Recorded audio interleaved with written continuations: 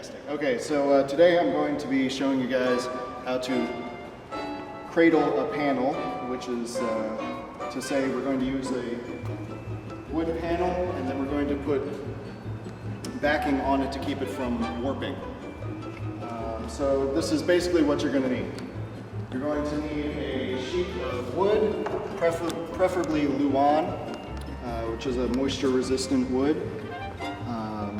This piece is cut to be half an inch smaller than I ultimately want it to be on every side, so an inch shorter and an inch shorter, half an inch shorter on each side. You're going to need 1x2s. This is 1x2 wood.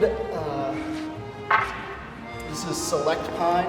Select pine doesn't have any knots and is more resistant to warping than regular pine. Of course, if you really, really want to, you can go with like poplar or walnut or something like that, but pine is less expensive and this is durable stuff.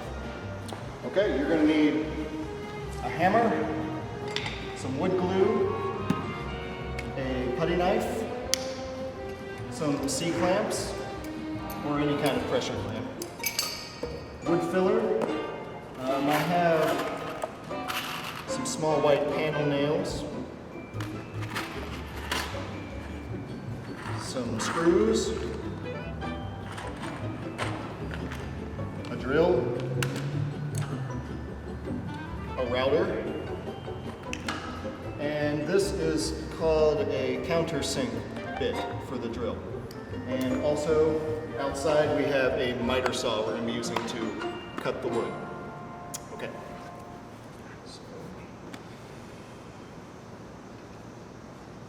Let's do the wood cut. So this is the miter saw. This is actually a pretty good model. It has like a laser sight so you know how straight you're cutting it, but you don't have to get this elaborate. My miter saw at home I think cost $90. It's pretty basic. It's just the arm with the saw and the ability to cut different angles. I have this one set up right now to do 45-degree angles, which will form our connecting joints on our cradling bars. So I'm going to go ahead and cut that now. I've already cut this down to 34 inches, which is the size I want. As with all things, when you're using power tools, safety first. I'm going to put on my glasses. Now, when you're using a miter saw, an important thing to remember is to let the saw get to full speed before you actually start cutting. You'll have a cleaner cut that way. So I'm just going to line it up with the blade before I turn it on to make sure I've got the cut right where I want it. More importantly, kickback. Yeah.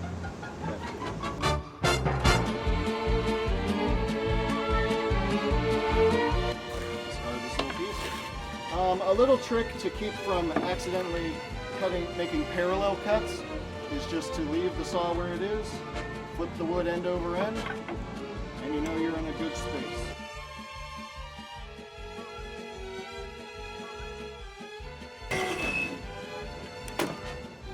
Another way to keep this little piece of wood from flying off is to let the saw actually stop before you lift it up.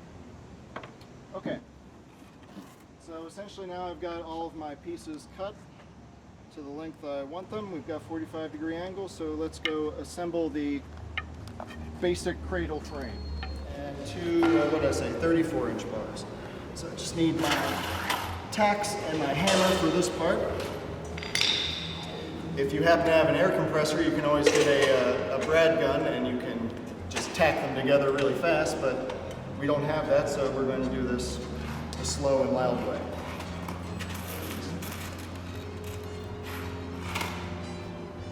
So I'm going to take two tacks and I'm going to put one here and one here.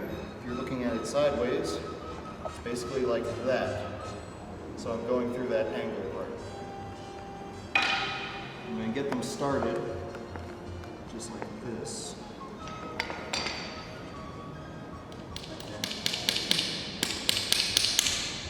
So there you have it, it's poking out a little bit.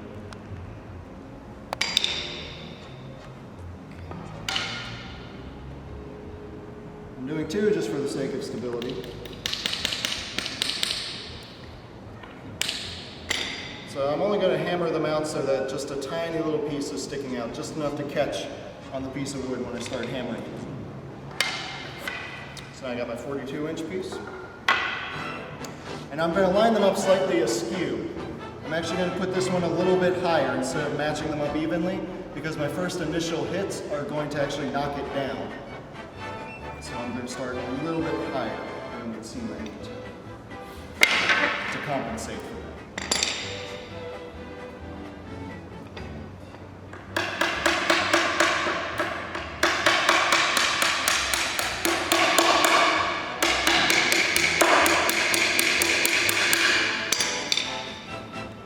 So they are more or less flush. I have a little bit of give there, but I can just manhandle it into place.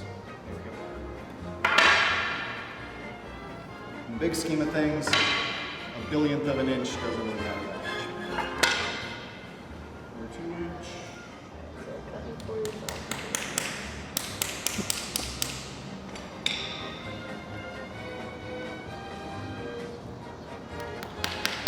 And I'll also explain how you can do this without a drill and router. The drill and the router is probably the least necessary of these, but it's also the biggest godsend. Without having a router, you just need to have your measurements perfect. The router, you can fudge these.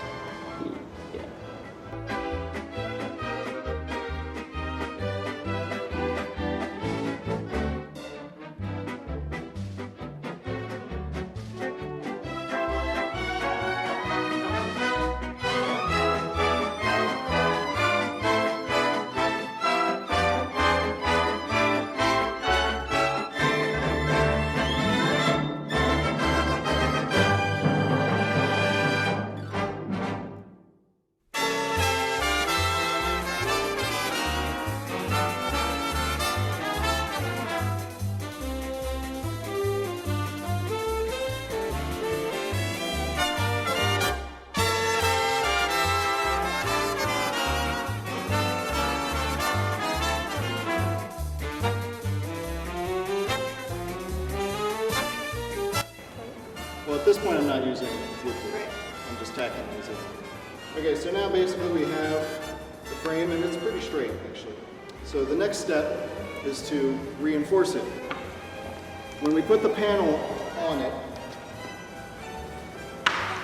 one of the first problems we're going to encounter is if we leave it like this part of the wood is either going to bow in or it's going to bow out. So we're going to put a piece of wood right across here to keep that from happening. The next thing we want to stop from happening is to keep it from twisting like this. So I'm going to reinforce it by putting some diagonal supports. So that's what we're going to go do right now. Okay, so let's see. I need a pencil.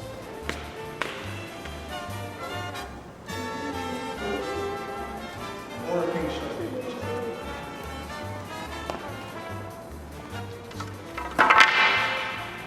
Since I'm not exactly king carpenter of the world, I just mark this visually instead of memorizing.